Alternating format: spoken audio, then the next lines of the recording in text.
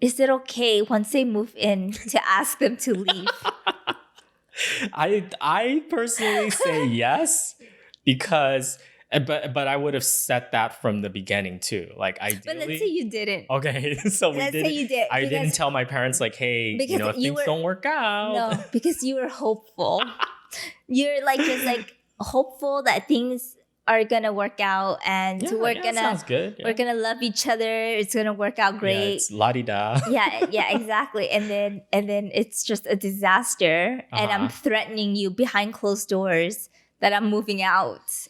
If I'm stressed out every day and I'm choking you behind closed doors and your mom is choking you in the other room because I'm getting beat up on both sides, no matter what, right? Because I'm probably getting on her last nerves too. Oh, for sure. Yeah. For sure.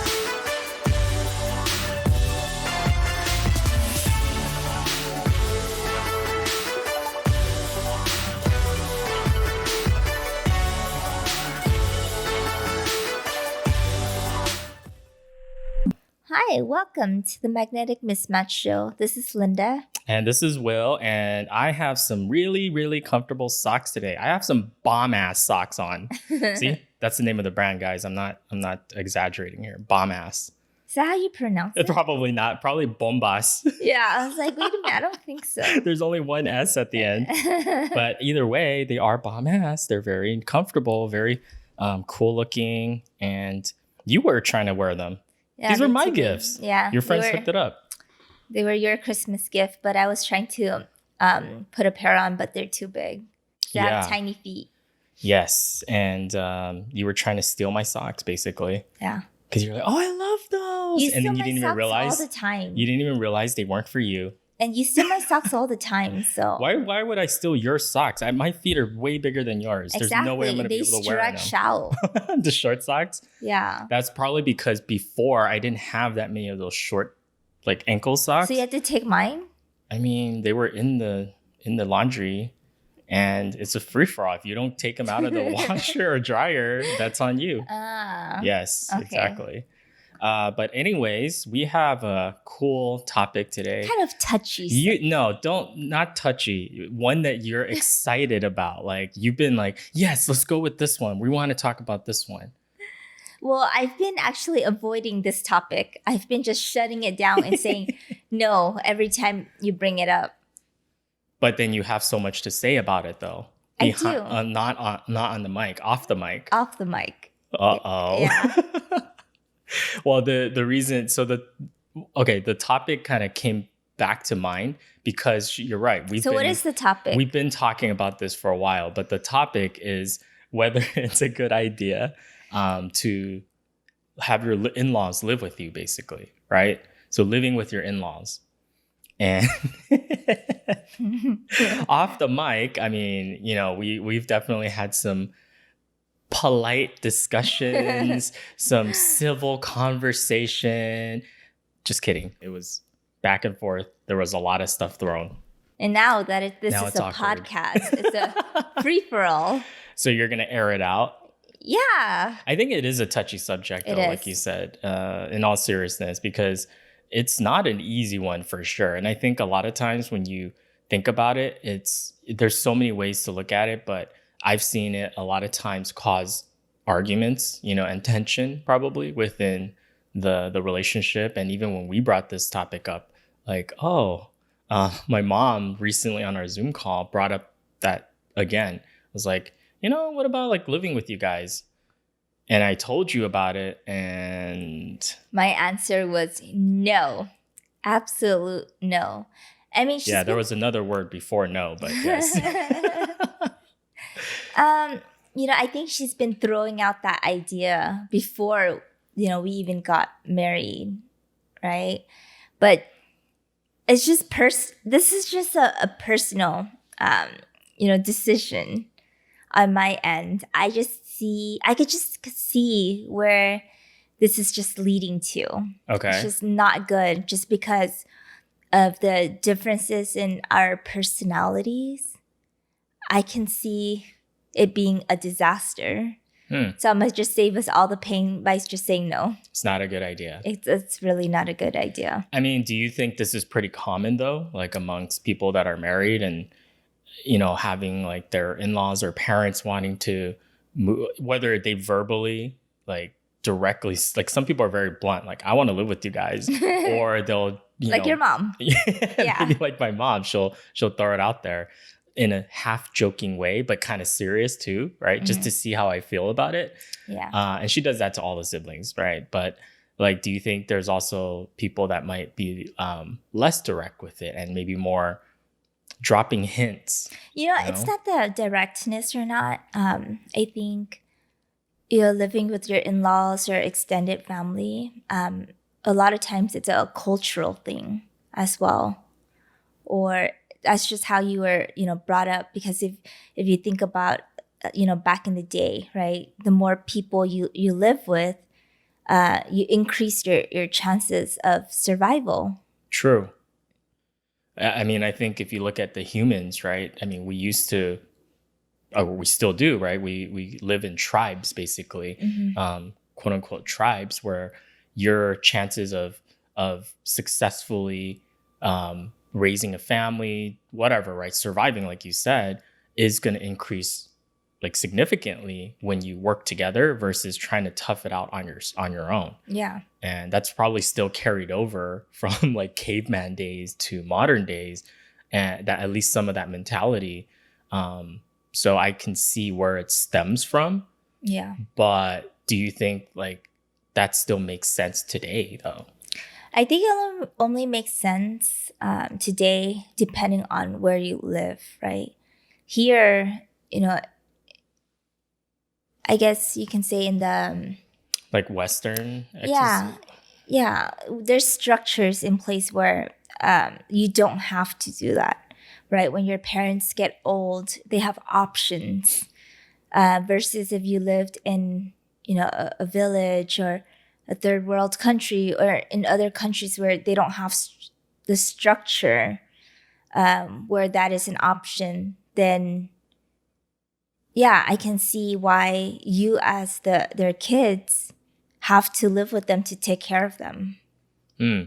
I think part of it too was like, when we were talking about it, like I feel like it's, well, one, I mean, I can't speak for other cultures, but like being Chinese, I know that is like almost an expectation, like with parents wanting to live with their kids. Because my mom, her mom, my grandma, when she was still around, she lived with us. Yeah. Right. And I think there's a lot of like positives that come with that.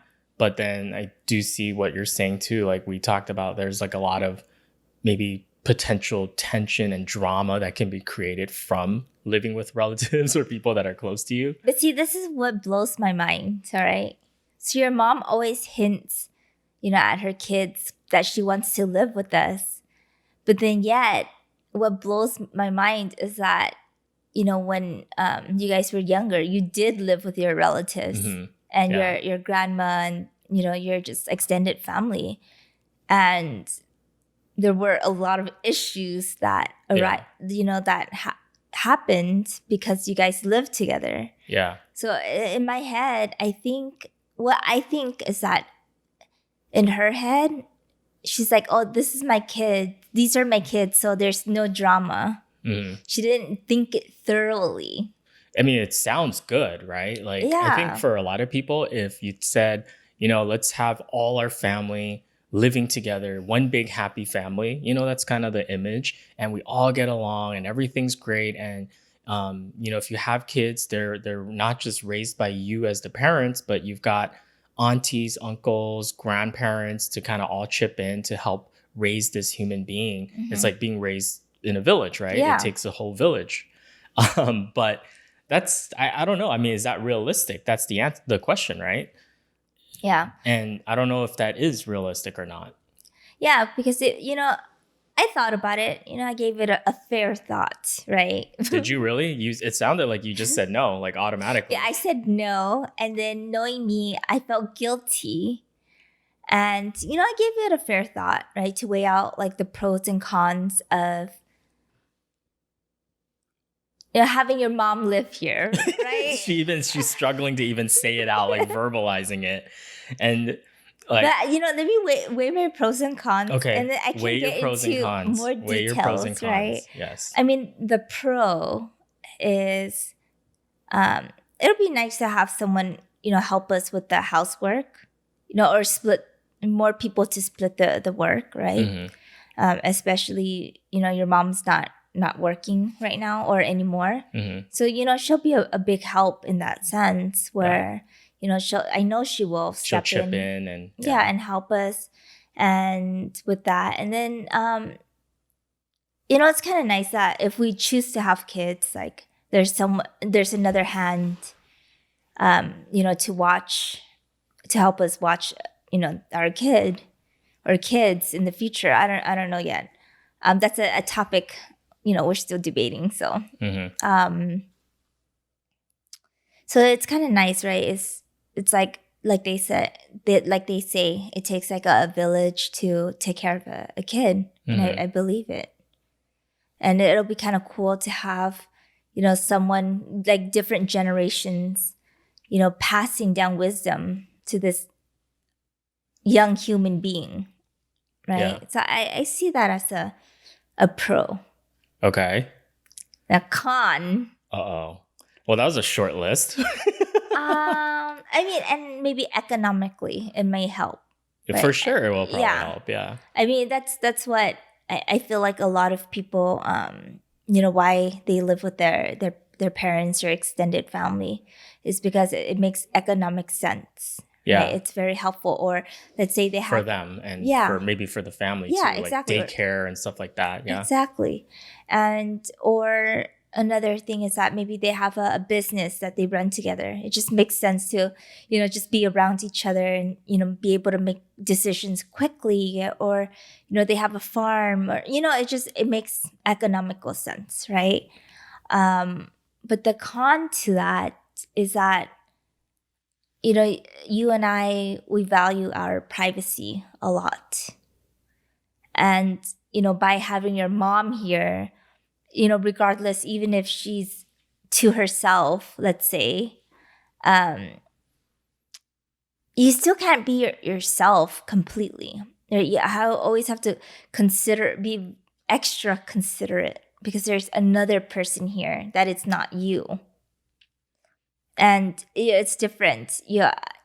Between you and an in-law, I can wake up in the middle of the night and be like, I want a snack and start making, sounds in the kitchen. Like, I wouldn't feel bad if I woke you up, but I would feel terrible if I woke her up. I see. Right.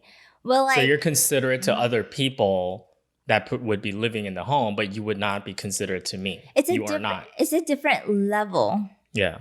Of consideration. Got it. Yeah. But I can take more abuse. Gotcha. Exactly. You can take more abuse. But you trained me. But knowing your mom, yeah, she's not the type that will stay out of our business. Uh-huh. That's true. That's fair. Uh-huh. Right. I'm not making that up. Okay. Okay, let me do a disclaimer first before I get myself in trouble. I have a great relationship with Will's parents. Right, we travel together. I show up to their family parties and stuff, and it's fine. There's no drama. No. But just knowing what I know, personality wise, I just know it'll be a huge issue, right? Because Will's mom, and there's nothing wrong with her personality. It's just who she is, and I just have to be very honest when it comes to situations like this. Yeah. And right? I think her parenting style is very different, right? From what I'm used to. From what your parenting style is and what you're used to. So yeah. It can be like, what the heck is going on kind of thing, Yeah. Maybe I can backtrack a little just to give the listeners, if they haven't listened to our other episodes, the differences between, my parents and Will's parents or mom. I mean, there's no, one right style or, one right way to raise a kid. It's just, it just happened. We were born into this household and that's their personality, right? So Will's mom is very overprotective. Yeah. I could say that. Okay. So, we used to go on dates back in the day.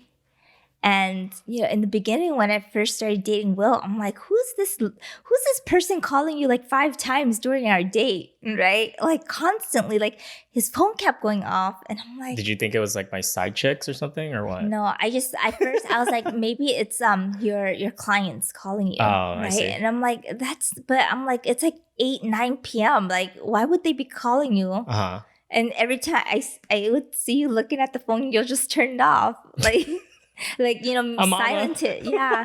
You'll just silent it. Or if I go to the bathroom or something, I see you like answering and talking and then like in Chinese. And I'm like, okay, no, it's not your clients now.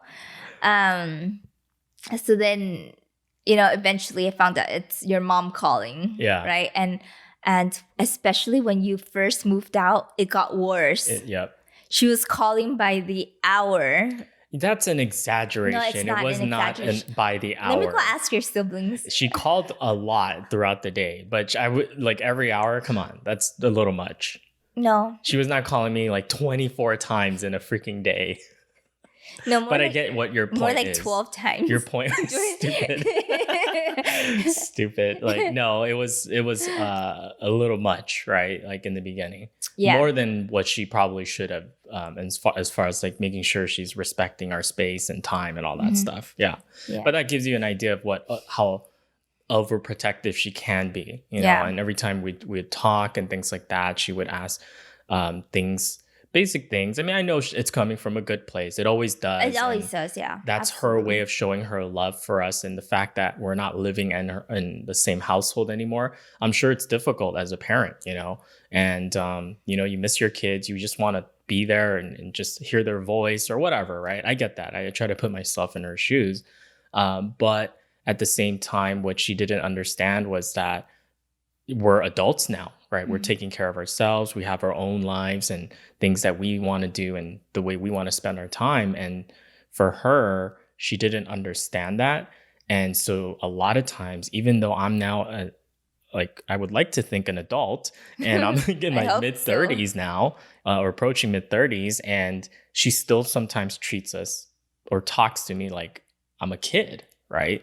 And I don't know if that's something that will ever really change because I'm not a parent myself yet. And I can see as a parent, like you'll always view your kid as your kid. Yeah, absolutely. But just the way she treats me as a kid, like a 5-year-old or 10-year-old or something, it can be frustrating. And that's her level of just being a little much. Right. Yeah. And I see what you're saying is that knowing both of you very well, I definitely agree with you that there would probably be some clashing there because she would be all in your business and you're the type that is the exact opposite. You want your freedom, you want independence, privacy.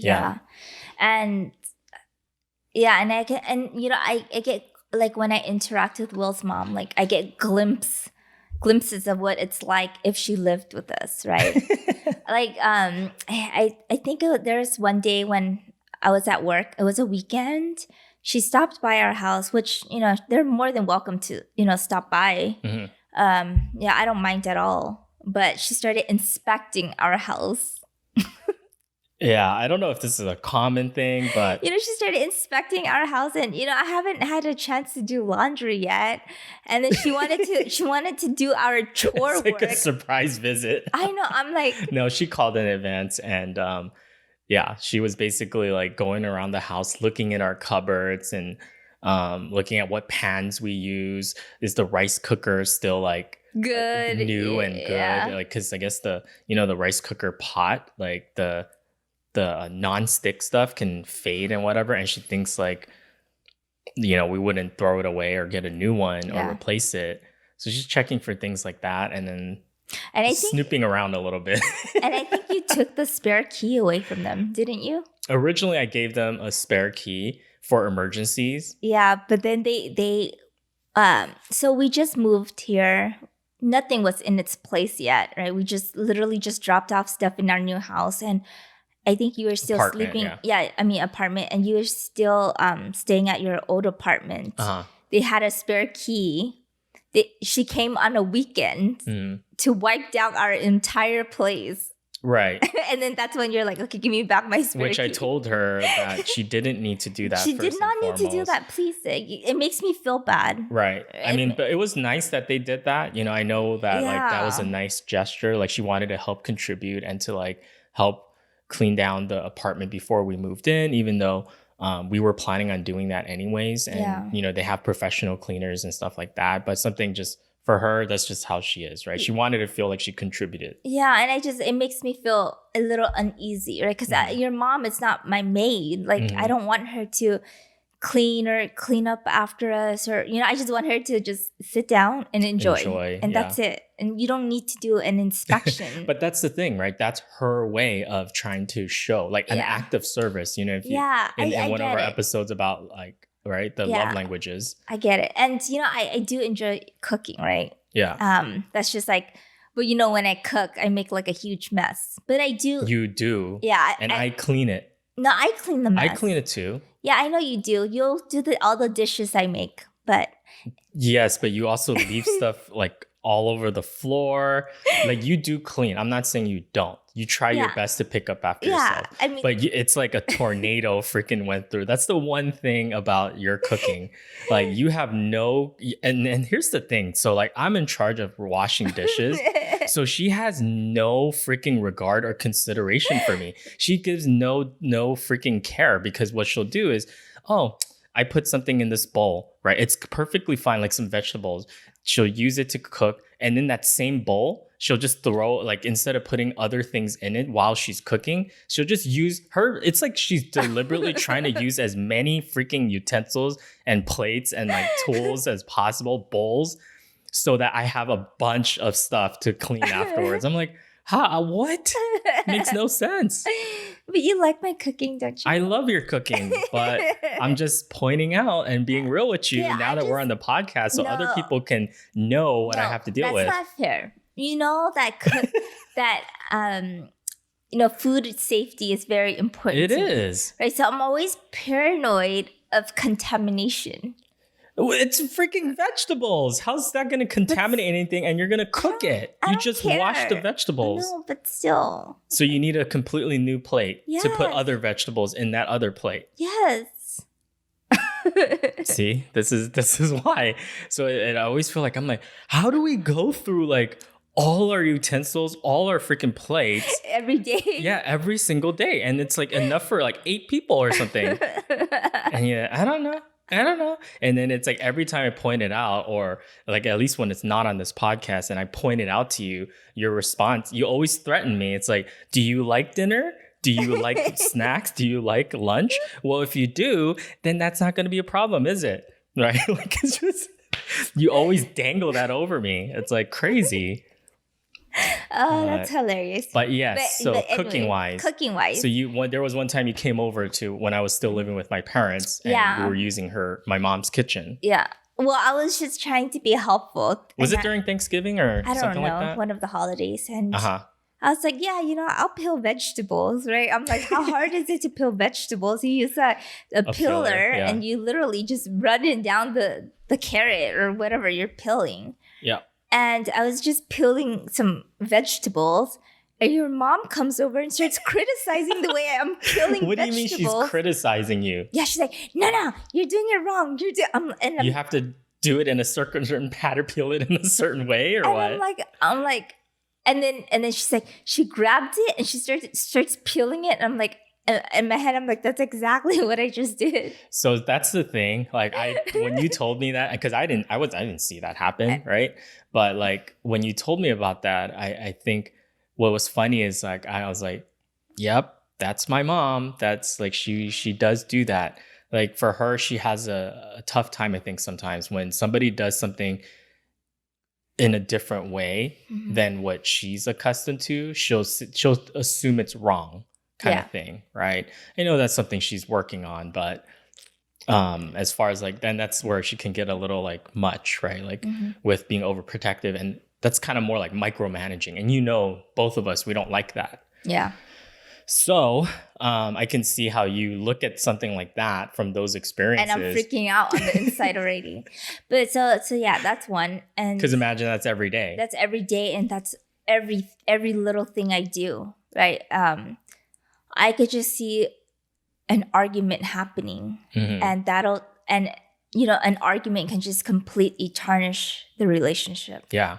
Forever. Yeah. It's not like something you can, really bounce back from.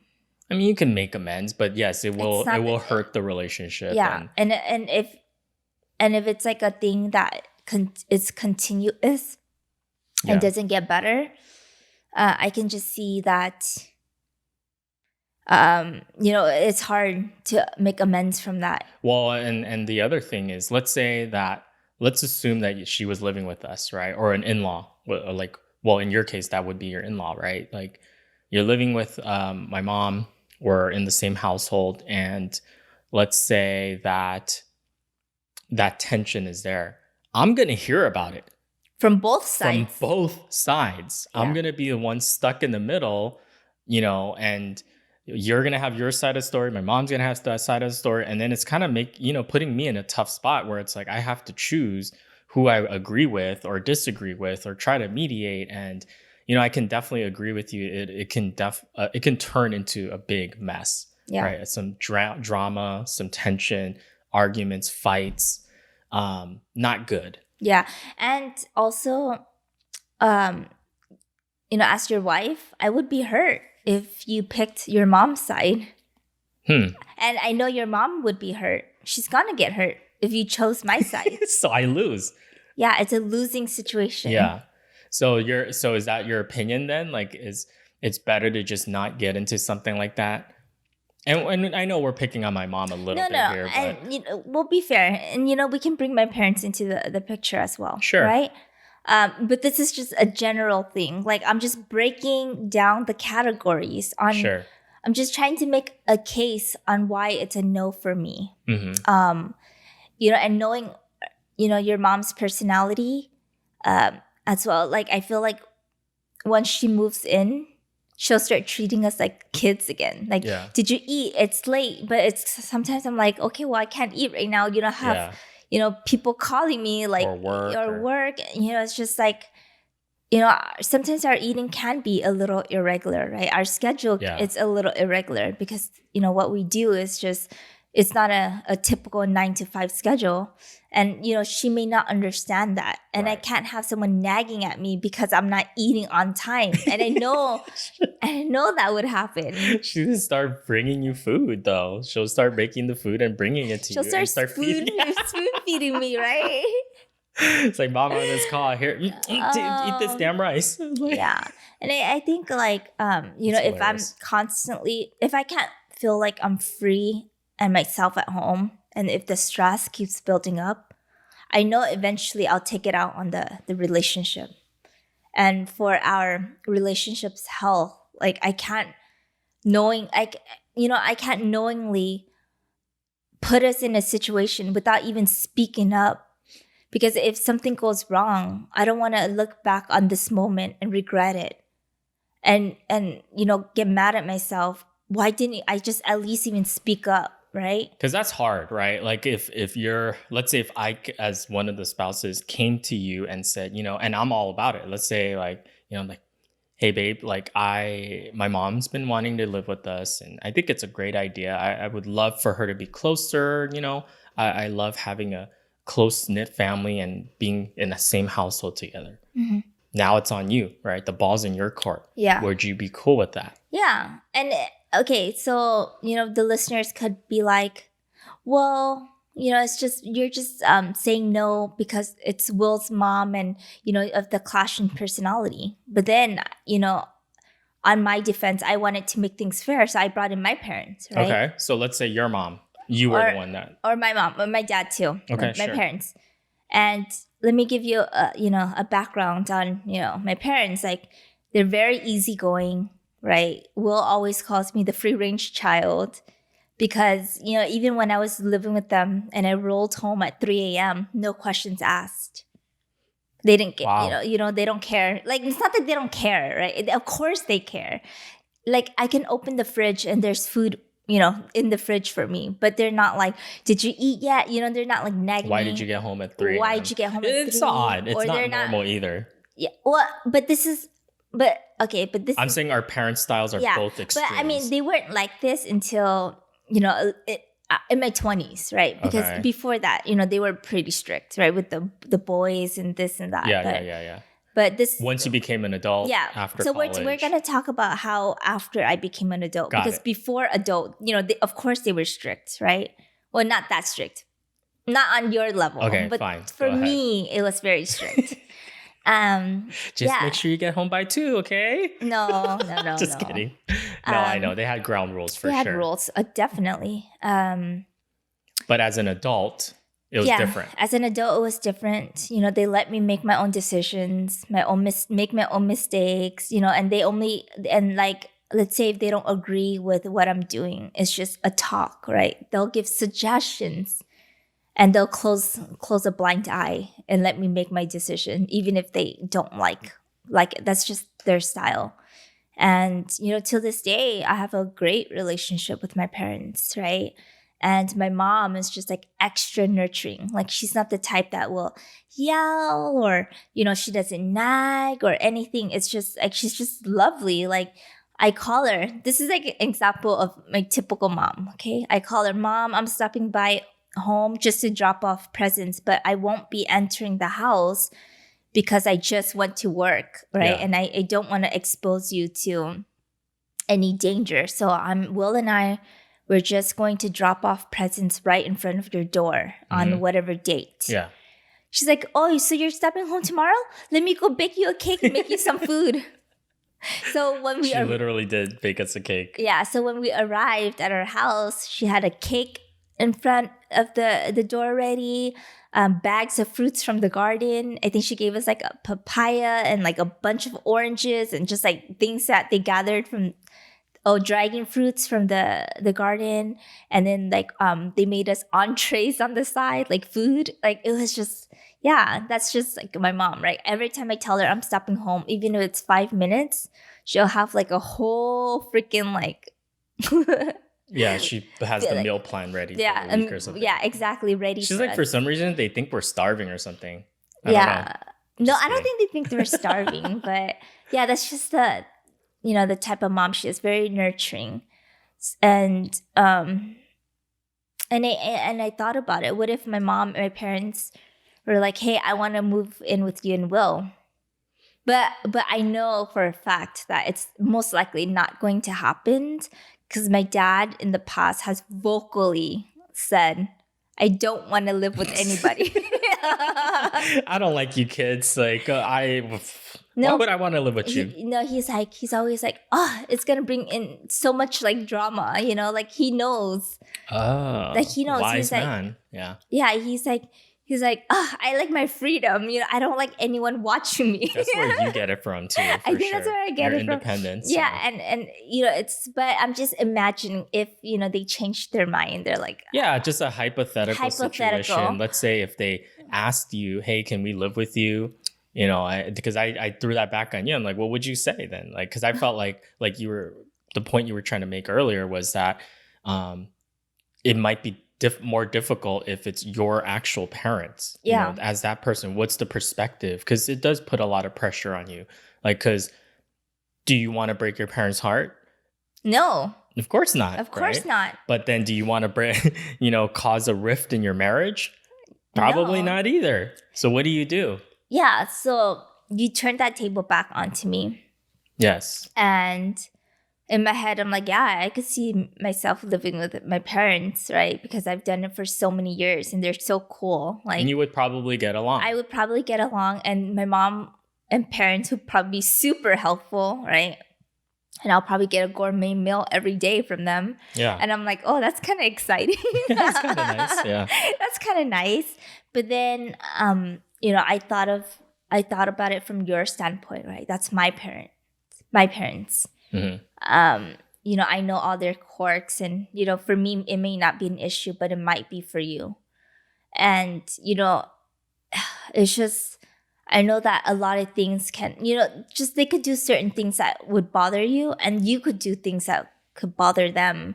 And I just don't want to even entertain that risk of ruining such a good relationship we all have, right? And I understand. It's like it's just human nature. It's like if you live together with someone long enough, there's gonna be some issues. Oh yeah, even us, right? As good as we get along, there are always things that will irk you.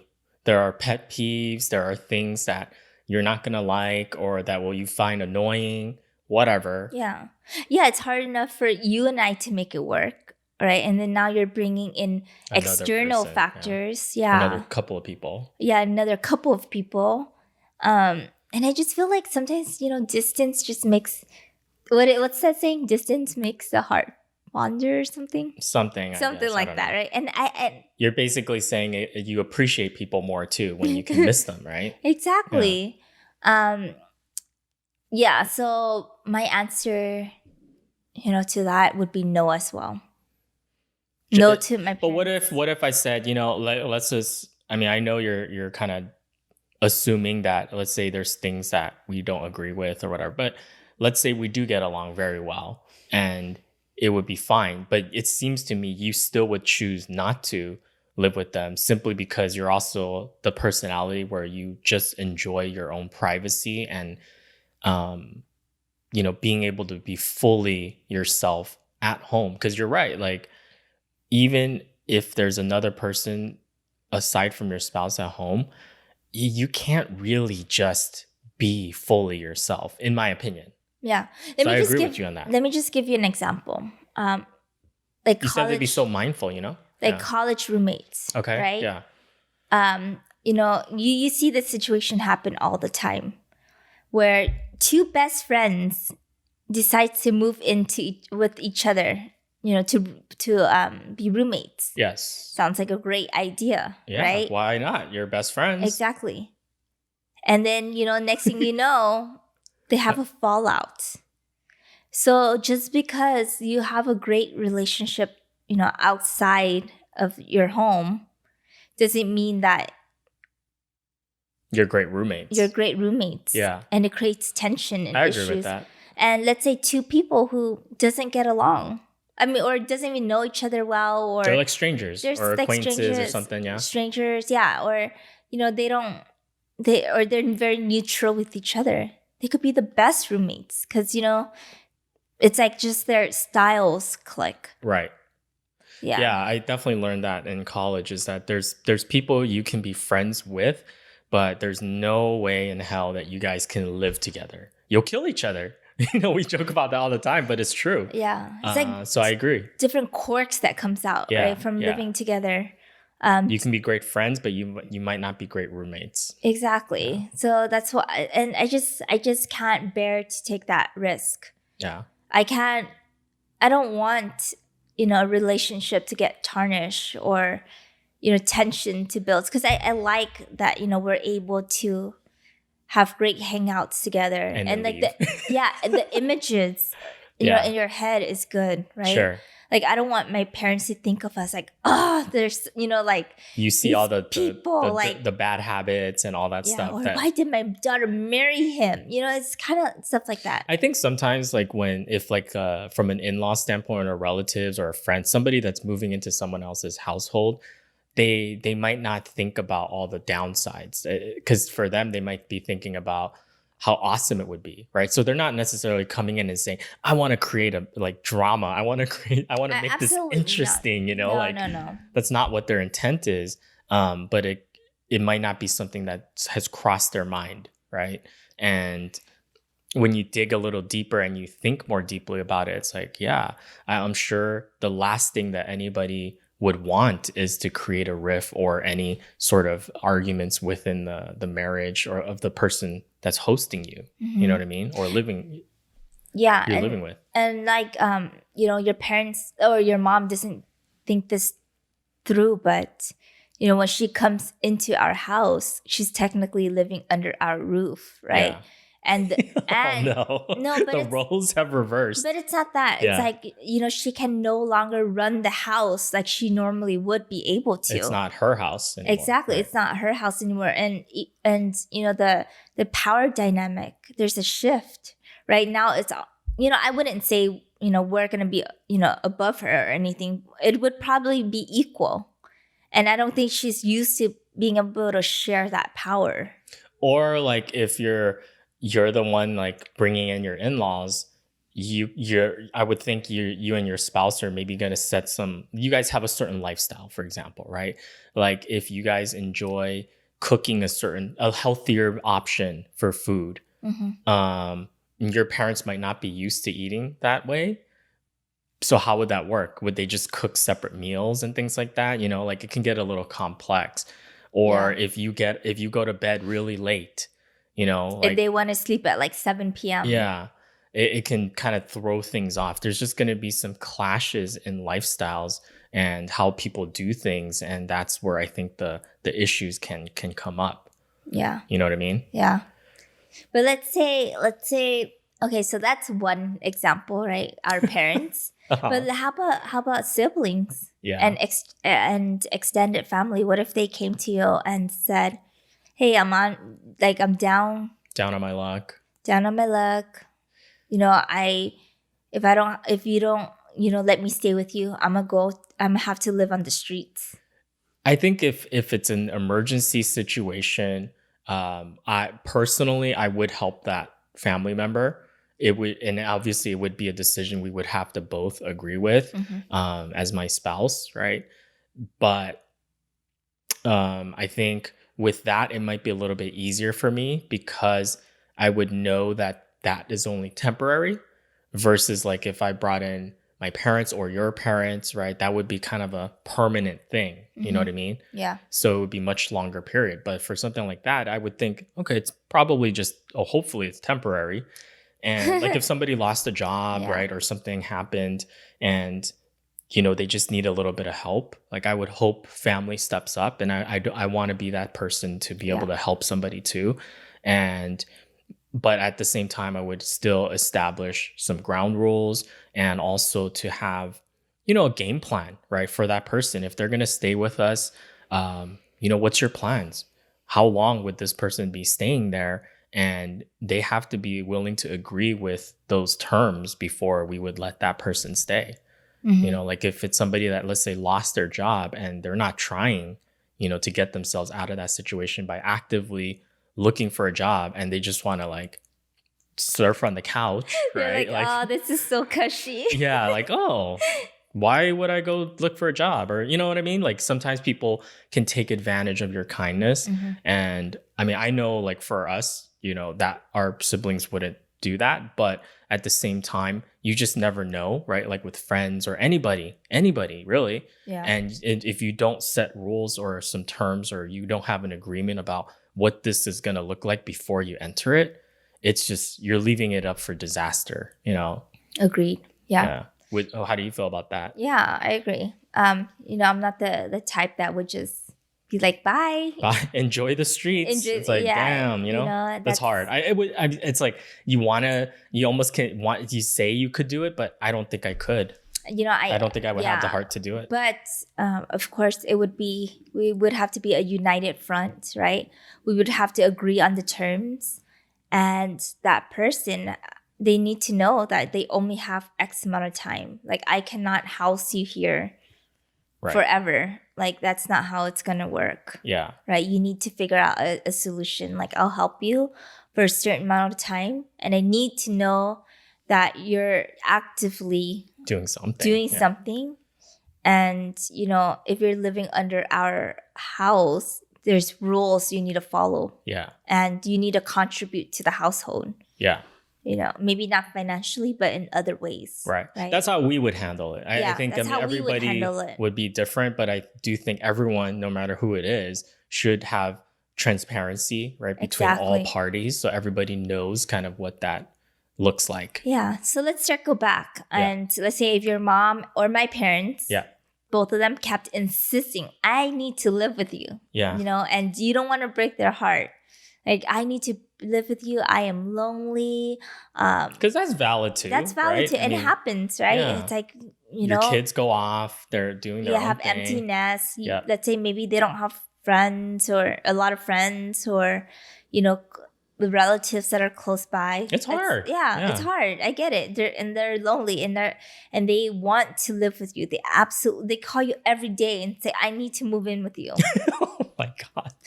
Or every hour. Okay. What are you gonna do, Will? Yeah. Well, if let's say I talk to you about it and you're okay with it and you're truly okay, right? You're like, you know what? I'm okay with giving it a try. Mm-hmm.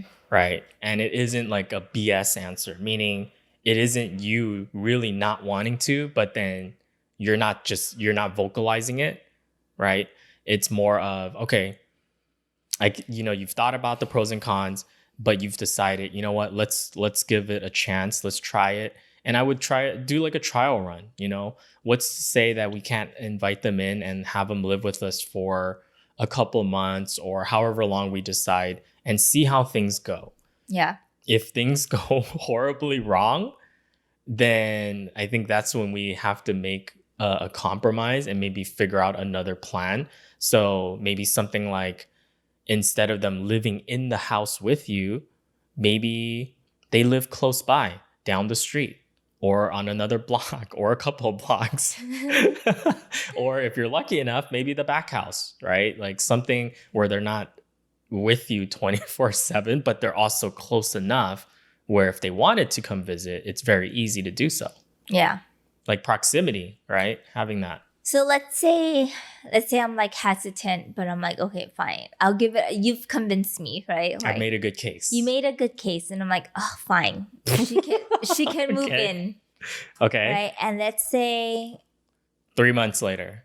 Yeah, 3 months later, and I'm like, okay, either she moves out or we're getting in a divorce, right? No. So you think it would get that bad, like with some situations? I guess it could. Absolutely. I mean, it could create a lot of tension, right? And that tension. We could be fighting, right? And maybe like you could be bringing stuff up to me, like behind closed doors, and maybe you're not telling that person. I can't because it's your hard. Mom. It's like, I'm very respectful to my elders still, right? Like a traditional that way. Mm-hmm. But I can't. Like, I'm not the type that will yell at your mom. You don't even yell at anybody. Yeah, really. I know. Yeah. So it's not in your personality. So like, knowing me, I'd probably be polite and I'll just grin and bear it, right? And just. But then you'll yell at me. Exactly. Yeah, that's the only person. And let's say I'm like, this tension is too much. Like either.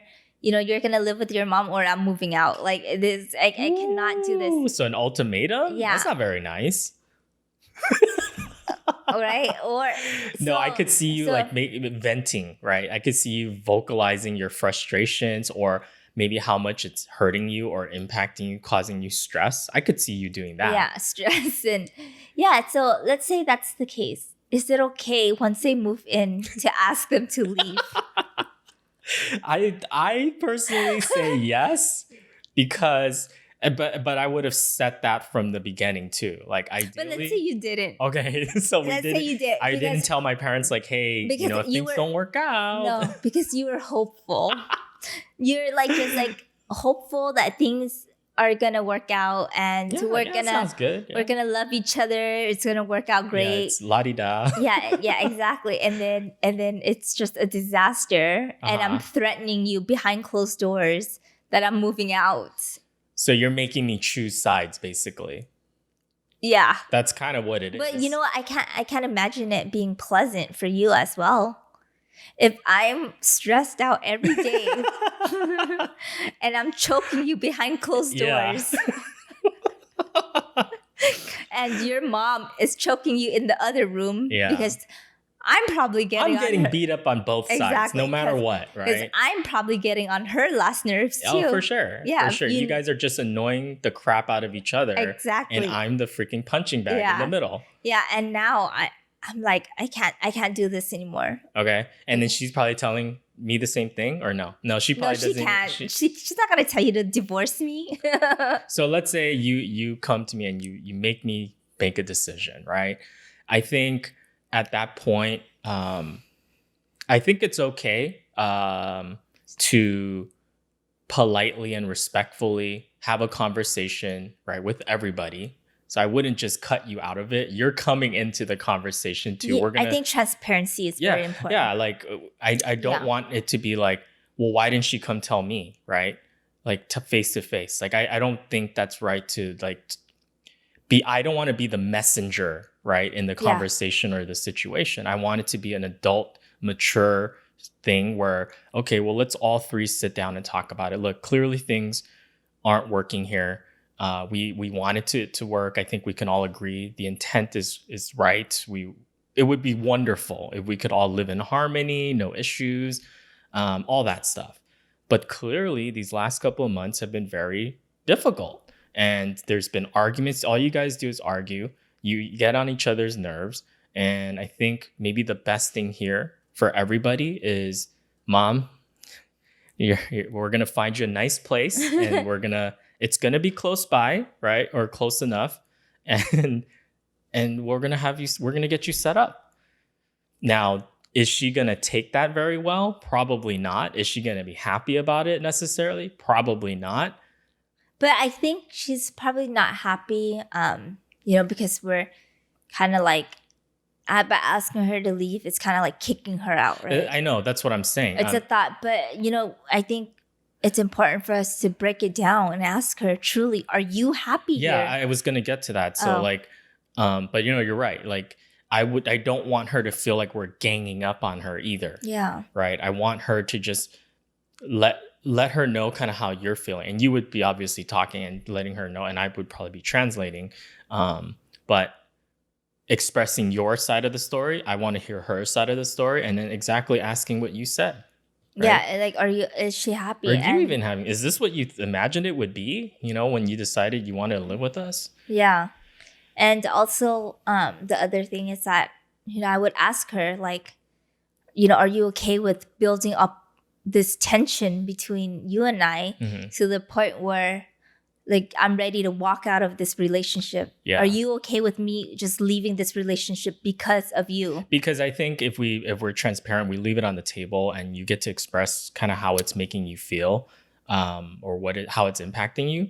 She might not have even been aware of her actions and what it's caused, right? The drama or the tension between us, like the spouses, and how that's made us, grow distant. Yeah, because a lot of times, it's very easy to argue. As the daughter-in-law, to be like, how could she not know? How could she not know that she's creating this tension? She's doing it on purpose, like you hear that a lot, like you do in TV and stuff. But, well, not just TV, in real life.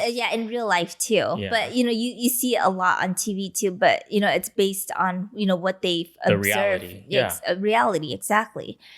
And you hear that a lot. Oh, she's doing this on purpose. She hates me. This and that, yada yada. But in all fairness, if you don't voice that to them, sometimes they're oblivious. They really don't know. They think that it's just the argument you guys have or the disagreements you guys have. It's just between you two. It just stays there. It's just or it's not, it doesn't even mean much to them. Right. It could just be something almost like normal. Right? Yeah. It's like, oh, I expected there to be some, back and forth. But they might not know the extent of that, how much it might be damaging someone's marriage. And I would think that could be the last thing that somebody wants, is like, oh my God, I didn't even know. Right. Or in another case, like we were saying before, what if it wasn't your mother-in-law or daughter or father-in-law or your in-laws or whatever, but it was a sibling or a friend, and they're the ones causing that rift, right? And that tension. Yeah. That's not what they want, most likely. So just vocalizing it, I think, is important. But I do think it's critical that if we took even a further step back to the beginning of this, before having that person live with you guys, I talked about how it is really important for both spouses to be really honest and upfront about how they would feel about the situation to begin with. Because it's much easier to get that out, right, in the beginning. You might not agree with your spouse, but to be able to debate about it or to like talk it through before that person, the other person, the third party has moved in, it's much easier to solve that problem right then and there than if you said, let's say, I really don't want your parents to move in with us, but I'm just going to say, you know what? Yeah, I'm okay with it, even though I'm really not, because I don't want to get into an argument, for example. Because I think that's sometimes what it is, right? Like we're trying to avoid conflict. I don't want to have an argument with you, and I don't want to seem like I don't like your parents. So therefore, I'm not going to be honest with you and say how I truly feel, which is I don't really want it to live for them to live with us, not because I don't like them, but because of 1, 2, 3, 4, 5, 6, and whatever my reasons are. Yeah. Yeah. And like I said earlier too, I don't want to not speak up and then, and allow the situation to happen. And then, for it to impact our relationship. And then later on blame myself for not even speaking up about it. Yeah. I mean, why let it get to the point where we have to have an ultimatum? Yeah. And it's like, and it's not fair for you either, because it's like you didn't know that's how I felt.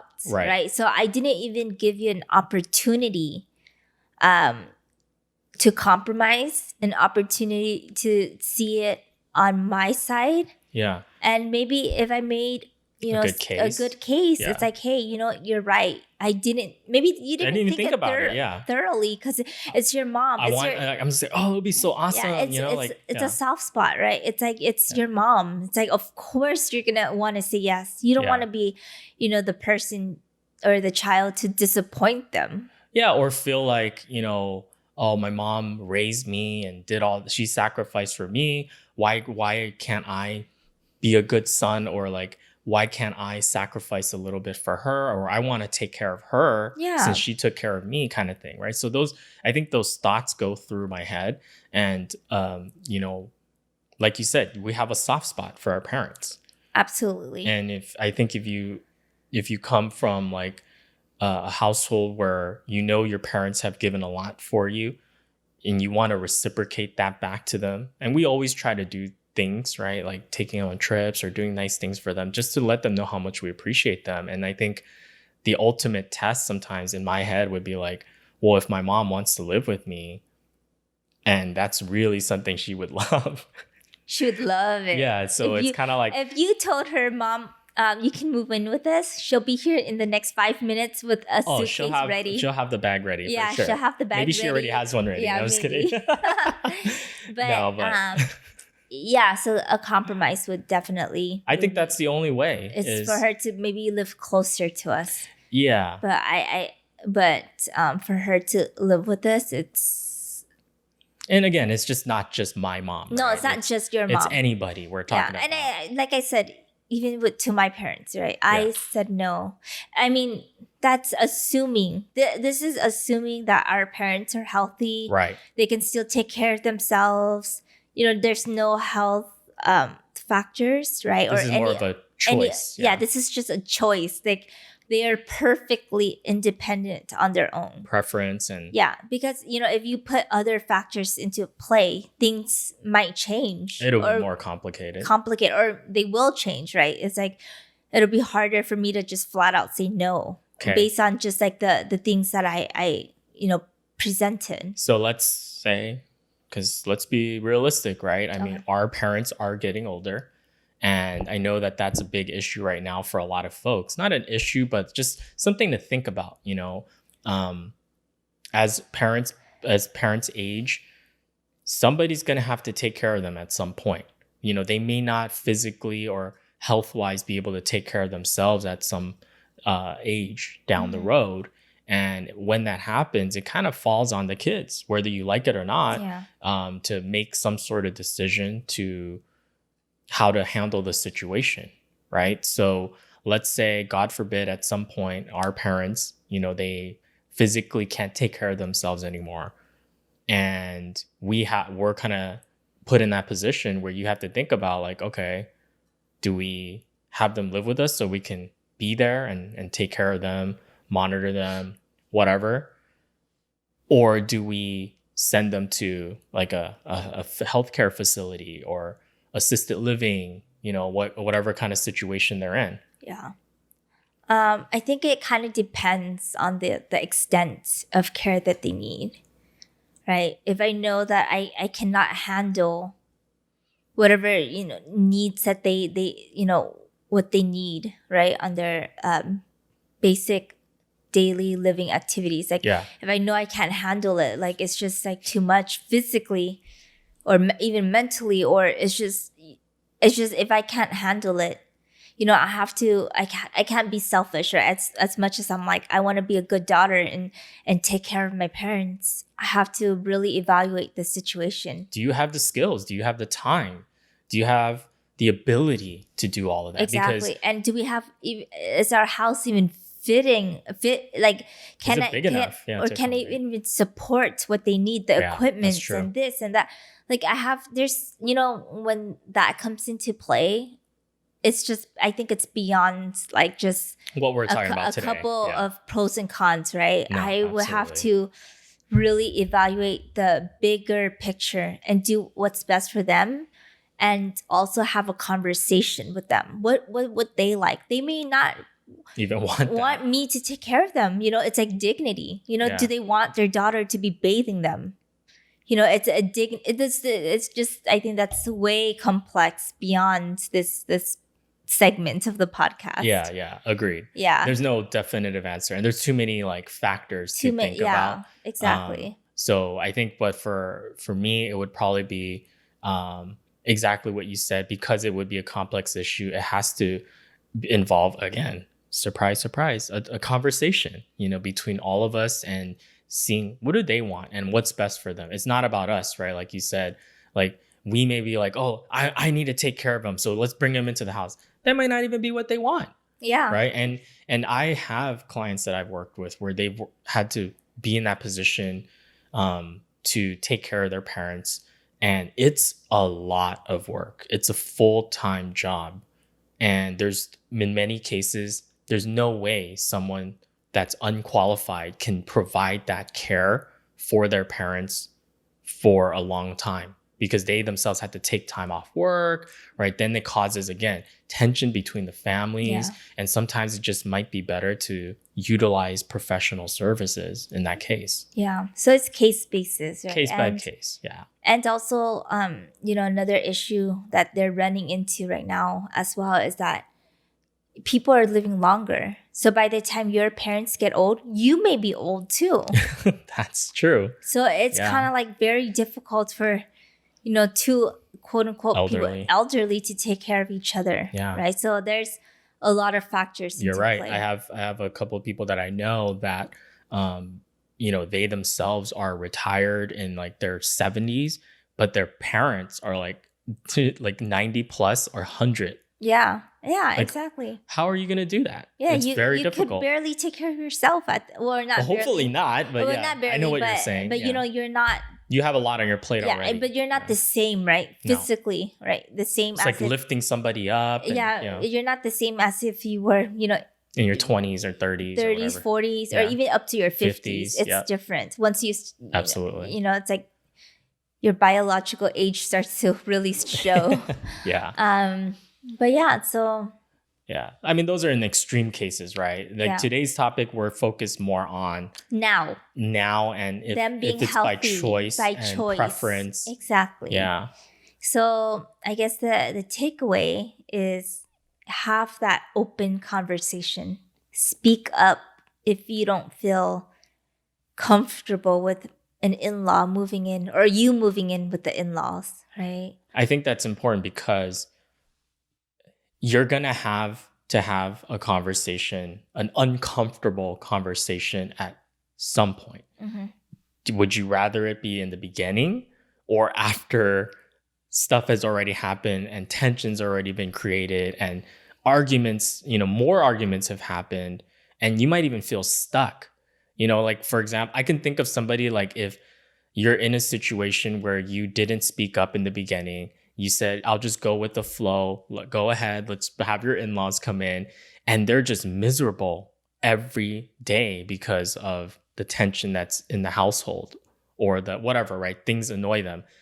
And they might not even at that point, right? The spouse that didn't speak up, they might still not speak up. Yeah. And it's causing depression. It's causing anxiety. It's causing them to go out and try to like not be home ever, because I don't want to go home. I don't want to deal with that stuff. Yeah. You can't even go home to your own house. Yeah. Right? and you're not telling your spouse, because some people, like, yes, we're big advocates of like communicating and talking to each other, but let's be real, like that's not that easy either. No. I mean, that would be wonderful if everyone could communicate to that level, but that takes practice, that takes effort and time. So I think in order to try to avoid some of that, you have to try to work on that in the beginning too. Yeah. Even if you're not a communicator normally, like I think you have to take some steps, vocalize it. Yeah. Just get it out. I think it'll save a lot of issues down the road. Yeah.